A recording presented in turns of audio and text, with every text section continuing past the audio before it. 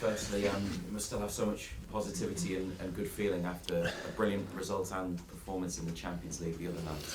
Yeah, it was a welcome performance and result, as you say. I think it was really important for us. Puts us in a good position in the Champions League and gives us a good feeling going into Saturday. Has everybody come through the match okay? No new injury issues? Yeah, everybody has come through okay. Obviously after a game you've got a couple of sore bodies to look at, but nothing serious. Sandro's still the player we're monitoring. He did train on Wednesday but didn't feel 100%, so he's the one that's probably touch and go for the game. Staying with Sandro Tonali, could you talk to us about his contractual status, please? Because it emerged this week that he's actually tied to the club for a little bit longer than I think we initially realised. Yes, that's correct. I think a lot happened around, obviously, the time when he was banned. So a lot of discussions between Sandro's representatives and the football club at the time. Obviously, there was the contract situation involving him and then delaying of payments, sacrificial wages that Sandro volunteered, which I thought spoke volumes really for his mentality and how he conducted himself in that period, and the club came to an agreement. So yeah, an extension of his contract, which is a great thing, but I think most importantly it was how he conducted himself in that ban, and I thought he was brilliant, and that's of course led to his brilliant performances since he's come back. So congratulations to him. And how much is extending his contract a demonstration from him of his commitment to you and to Newcastle United, particularly after that support you gave him during his time away from playing?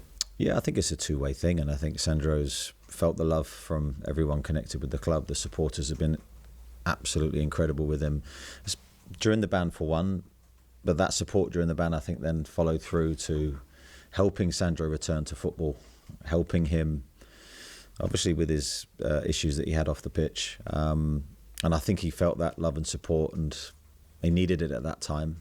Now we're seeing the benefits. It's easy to forget sort of the difficulties he was going through in that period, but I think that teamwork and that support, now we're seeing the benefit, and he's been brilliant since returning to football. Another midfielder, Jacob Ramsey, came in and started the other night and made an appearance as a substitute at Brighton. How important is it that he gets some minutes, and also how impressed have you been in those 2 games that he's played since that injury layoff? Yeah, really pleased for JJ, because coming to a new club, the last thing you want to do is pick up an injury early on. You want to show your qualities and what you can bring to the team. So he had a period away, worked hard, come back now to full fitness. I've been impressed. I still feel there's so much more to come, both physically and technically, because I think he's got outstanding technical qualities. Very intelligent player. So I think the best is yet to come, but certainly a positive impression. And on Fulham, what sort of level of performance do you need to deliver this weekend to get another big result at St James's Park? Well, I think the very best performance, I think you go back to last year, 2 disappointing results against Fulham. So I think we know the qualities of their team, and Marco's done a brilliant job there. So I think these are difficult games for us, and we felt that returning from the Champions League, always the high emotion of the Champions League games, the energy that those games bring you, they're night games, it's a totally different feel back to the afternoon kick-off in the Premier League. Big mental challenge for us, and we have to rise to that and grow from the experiences that we've had previously. This will be a tough game. Thank you. Keith? Eddie, I know it's not new news to you, the Sandro Tonali situation, but I think just the feeling from the supporters is almost like they're quite relieved, because it feels like there's a bit of security there regarding him.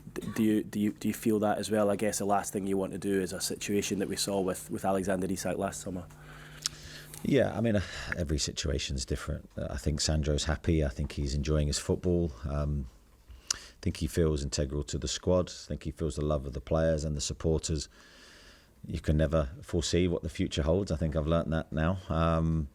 But we're just enjoying his qualities and how he's playing and expressing himself in the team, and long may that continue. Do you think you've got, whether now or in the future, one of the best midfielders in the world in your hands? Potentially. Very difficult to label players. I don't tend to like doing that. I think it's a dangerous thing to do. I always think the players have to prove that consistently. I don't think it helps me to do that, but I think the attributes are there in his game to be that. I think the attitude is there, fundamentally so important, that the consistency and the daily habits that a player has, then you see come out on the pitch. Sandro has all those qualities. Yeah, he has the technical delivery, the athleticism. So yeah, I think he has a bit of everything. But he's of course, the challenge is to improve. The challenge is to consistently show you're that, and I'd back him to do it. How pleasing was it the other night that obviously Sandro was unwell and was unable to play, but as you touched on there, you could bring in the likes of Miley and Ramsey, and they did so well. I suppose that's the perfect situation for you as a manager, and it gives you decisions moving forward. And it feels like the two of them, I know Ramsey's been injured, but it feels like the two of them have reacted well to maybe being out of the side, whether it is through injury or through your choice. Oh, Louis and JJ. Yeah. I think it's massive for us that you have players that can come in and, I would say, make the team play better, but bring their own qualities to the team, and in some senses, and in some ways, that might make your team play better. I think that's crucial for us. We need the depth. We arguably didn't have that 2 years ago, and we paid the price for that. So I thought it was a great sign for the squad. Two players came in and performed as they did. It also speaks volumes to their professionalism and how ready they are. So it was a big moment for them both and for the team. So very pleased. And of course, that adds a different dynamic then when you come back to selecting a new team. It gives me a lot to think about. That's 8 weeks now that Nick Voltemad's been in here. He's obviously made some impression with his tricks and his flicks and his goals and his all-round personality, it certainly seems. How pleased are you with the way he's come on, given that in that first game against Wolves, I think he was saying he was cramping up at half-time, but how is he physically, and is he more robust to go through these next few weeks, being the sort of main out-and-out striker that you have? Physically, a vast improvement. I think, that first game against Wolves, I think that you have to understand the first game, there's a lot of emotions in there as well. But I think that was his best physical performance against Benfica. I thought his pressing from the front, his attitude to press, his durability, his robustness, excellent. The challenge for him in this moment is he's got to do that every 3-4 days, and that's not easy, physically and mentally. So a lot of responsibility on his shoulders, but he's carrying that really well. I see a player and a person coming into the training ground who feels more at home in his environment now. I think a lot more relaxed. You're seeing his natural personality come out, and it's all positive. So very pleased with him. And is he okay to go again tomorrow?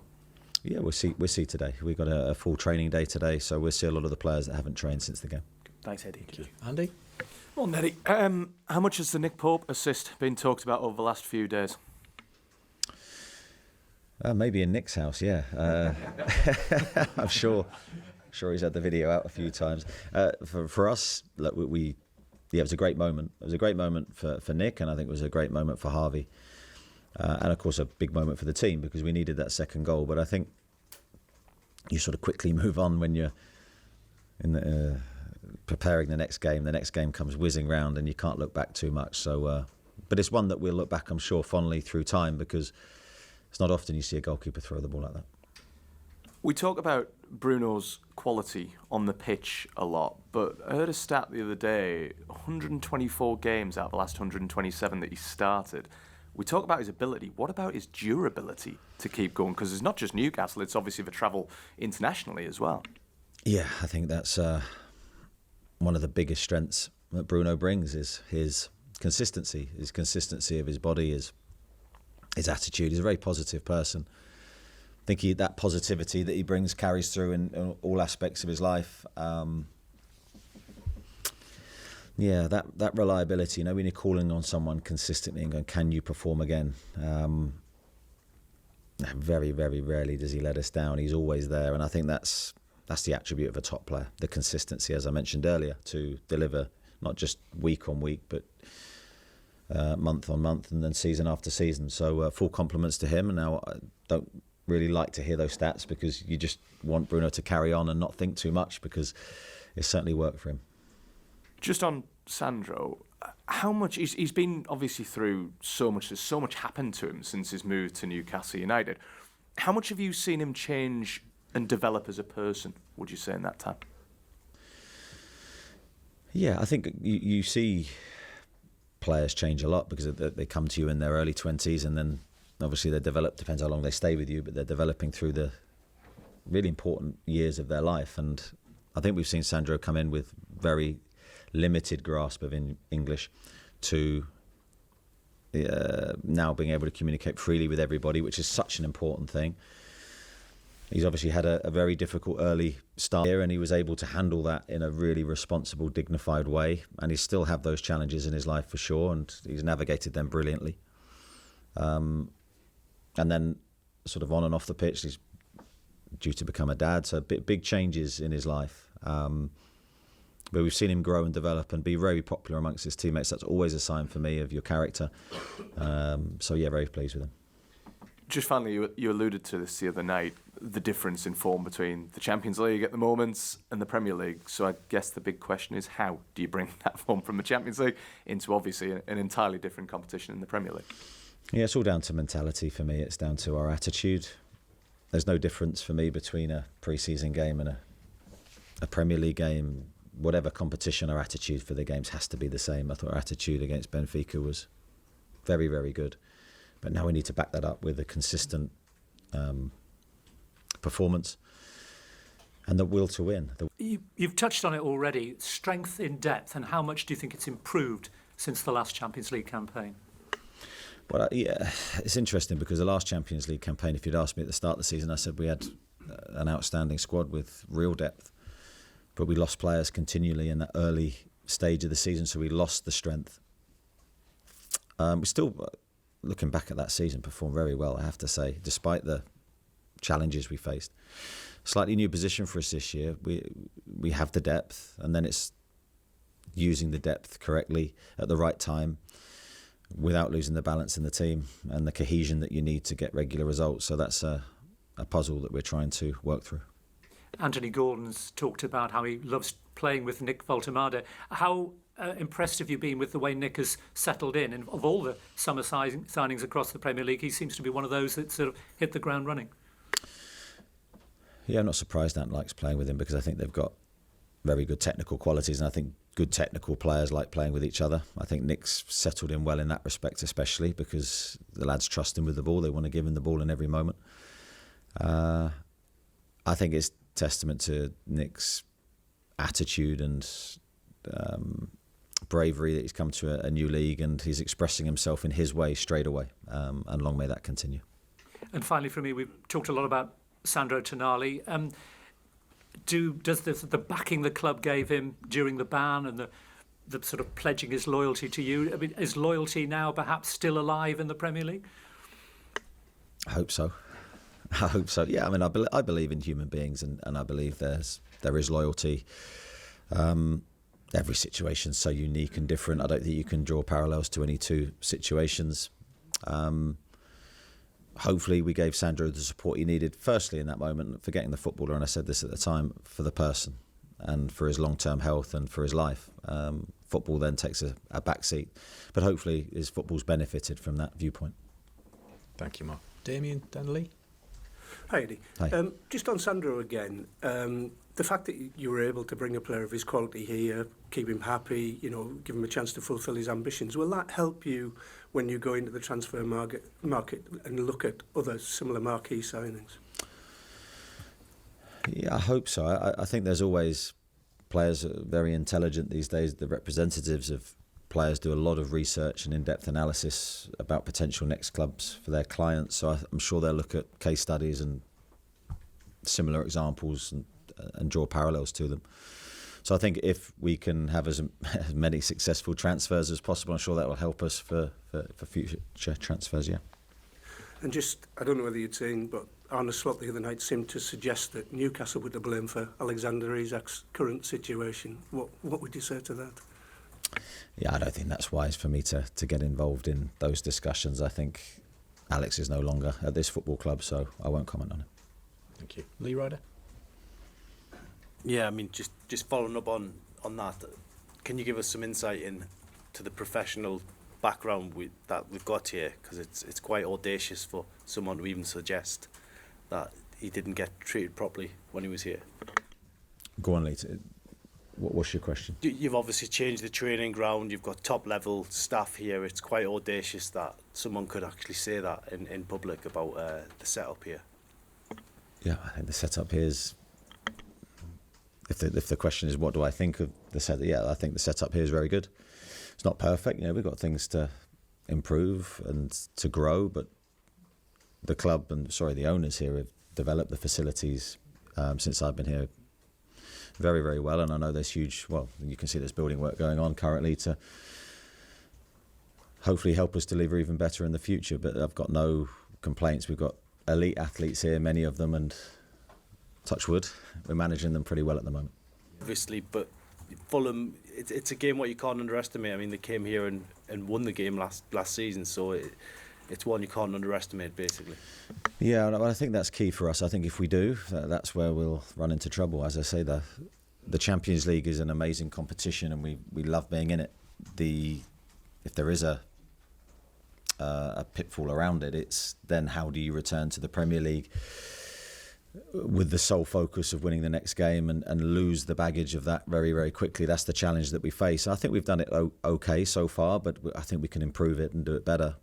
But it's the focus then, the laser focus we need on the next Premier League game or whichever competition we're in. That's where I think top teams are defined, because the performance should be unaffected by what competition we're in. And as you said, Fulham beat us here last year, and probably deservedly so. So we need to use those games as learning experiences to make sure that doesn't happen again. Thank you. We've got a Chris, Dominic and Craig, please. Chris.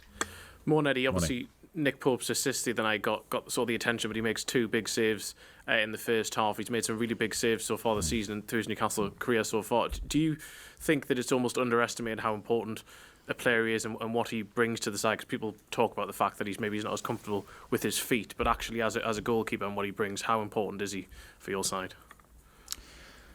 Yeah, I think it's a good question, because it can be taken for granted. The 2 saves he made the other night, I thought both were outstanding saves in big moments, 0-0 in the game. And, if you go a goal behind, it doesn't mean you can't win, but it makes it so much harder. So I thought the first one in particular, which was slightly unorthodox because it's sort of gone under his arm, but he's found a way to keep it out. And I think that's always been Nick's biggest strength. He finds a way.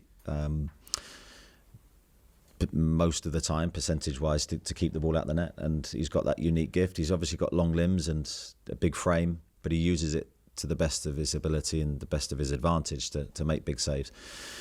I'll go back to the cup final. The save he made, we were 2-0 up, and there was still a big chunk of the game left. He sticks out a big hand, and it was a massive save for us. And yes, goals always get the full coverage, and I understand that, and rightly so. Goalkeepers really only come to light if they make an absolute worldie save or they make a mistake. But Nick's had a habit of continuing making very, very good saves, and he's very valuable to us. And you see how valuable he is to you. Obviously, the way that the players celebrated with him, that was partly to do with that goal, but he's also been voted into the leadership group. How valued by his teammates is he? Yeah, I think that's a very good sign for him. I think he's got the full respect of the dressing room. He's consistent. He's a consistent person. He's the same every day. Very positive. But he's got this desire to learn still. He trains really, really well. He's got a good relationship with the goalkeepers around him and his coaches. And I think he's very vocal. If you were to walk into our change room before a game, he'll be one that will be leading the encouragement of the outfield players. So those things are really valuable to us. Thanks, Chris. Dominic? Morning, Eddie. We've seen Liverpool and Alexander Isak almost paying the price for a player who didn't have a proper pre-season, play any games. Just linking it back to yourselves and Johan Wissa, is a similar level of patience going to be required with him once he returns to full fitness? Yes, I believe so. I think if you look at Johan's situation, he will need almost a pre-season, and pre-season schedules that we give to players will be 6 weeks. And we'll do that for a reason, so we can build them up and they can play in various games and then they're ready to perform. So I'm not saying he won't play for 6 weeks, but I think to get to his very best level, it will probably take that time. But firstly, before we get to that stage, we need to get him fully 100% fit, and then we can really push him. So he's on that road. He's been to see a specialist yesterday. That was a routine appointment. He's on track. He's doing well. So now I think we can push him a little bit harder. And what sort of time frame we're looking at? Is it still what we're... Still the same. I'm losing track of weeks. But it's not changed. Still the right side of the international break, the November. Yeah, whatever I said a while ago. Go to Craig and then to Charlie, please. Morning, Eddie. Obviously, the comment this week about Newcastle being a smaller club has irritated supporters. Would you go into bat on their behalf to defend the size of Newcastle United? Sold out every week, 8th in the Champions League at the moment, Carabao Cup holders, everything else. I like the way you've worded that. Encouraged me to go into bat, just push me up. I don't have to do that. I don't feel. You've done it for me with reeling off all those things. You just repeat everything I've said. I'm not going to do that, but you obviously know what my answer would be. On fitness, Lewis Hall, Tino Livramento, where are those guys at?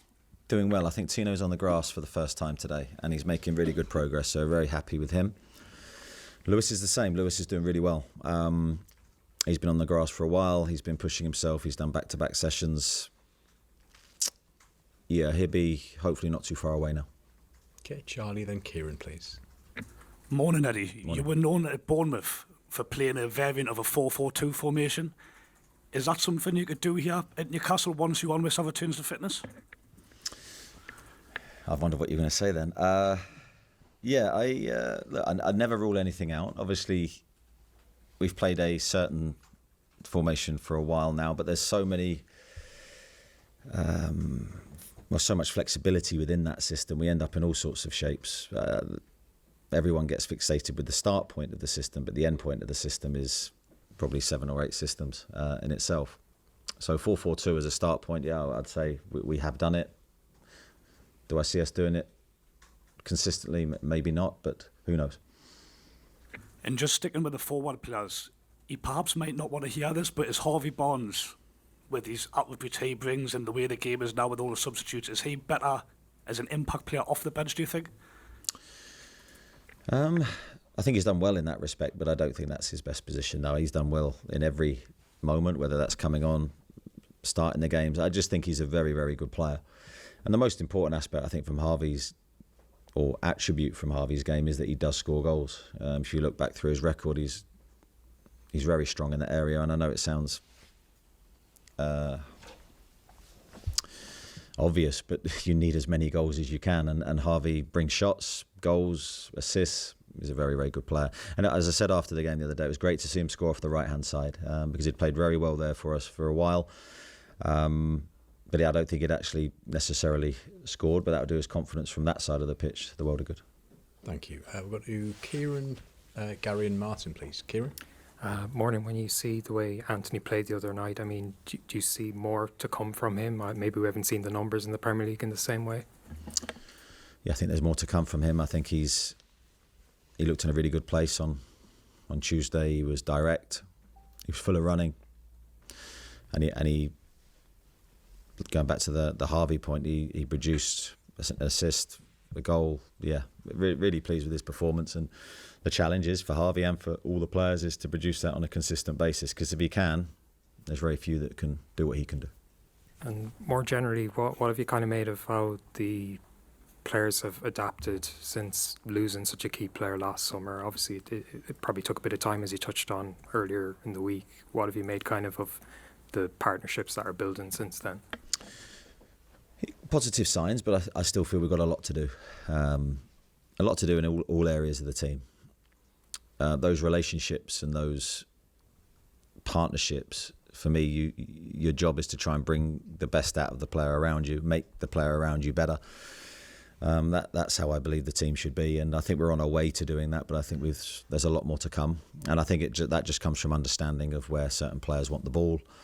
And yeah, as I said a few weeks ago, for me, we're a new team that's growing and developing, and hopefully on the right track to get better every week. Gary? Morning, Eddie. Morning. Just on a personal level, how does it make you feel to hear someone call Newcastle a smaller club? Let's go back to Craig's question. I can't answer that, and I don't think that was directly what was said, but it's best I stay away from it. Okay, and on a lighter note, a couple of weeks ago, I brought Nick's comments to you where he'd mentioned he was looking for a girlfriend. You said you knew a few people who could help him out. Did I? How's that going? Has he found love yet? I don't think I've started any work on that. Lee might know better than me, but no, I think Nick's at the moment. Look, I don't want to kill him, but I think he's concentrating on his football, and hopefully that will stay that way. But as time goes on, I'm sure I meet lots of new people here. Thank you, Martin. Morning, Eddie. I'll not mention the manager of Liverpool. There's been a lot about Sandro signing an extension during the ban, but are you keen for him to sign a new deal? Sorry, say that again. Sorry, there's been a lot about Sandro signing the extension during his ban, but are you? But there's also been talks about a new deal. Are you keen for him to sign a new deal? Yeah, I mean, that'll be one for Ross Wilson, the new sporting director. All new contracts, players' contract length will be looked at by him, and obviously I'll have a discussion with him on all of those things, but we haven't talked at length. In the summer on players, but obviously finance came back into the club. Is the club in a position now where it can invest again in January, and is that something you would like to do? I think every transfer window for me is an opportunity to invest, and we will look at it and try and make the best decisions for the future of the club, knowing what we have available in that window and then the following windows, and try and make the best decision. I would love to get to a situation where we can invest in every window, not necessarily big outlays, sometimes small outlays, but to keep the fluidity in the squad and to keep building forwards. But we haven't had those discussions yet. Thank you. Sean? Morning, Eddie. You mentioned it before about how well Jacob Ramsey did coming into the team. You've said in the past that Joe Linton's got quite a unique profile in terms of the qualities he can bring to the midfield and other midfielders don't necessarily have, but it seemed pretty seamless, the transition that Jacob coming to the team the other night and performed really well. Do you think you found a genuine alternative for Joe Linton in there? I don't think you can underestimate the strength of the midfield players we have. I mean, we forget Joe Willock's qualities, who's been an outstanding player for us historically. We're just trying to get Joe back to his very, very best form. So I think we have, and all those players, will bring their own unique qualities in that position. So Jacob brought his qualities to that position the other day. He's very technical, as I say. He's very intelligent. But Joe Linton's qualities are rare and ones that we really cherish. So whether Joe plays in any of those positions, I mean, he's very flexible, which is a great strength of his. But it's those competition for places is what we need, and that's great to see that position hotting up. And just touching on competition for places, you obviously played with Jacob Murphy the other night on the right wing and Anthony Gordon on the left, and Harvey Barnes come on and scored 2 goals.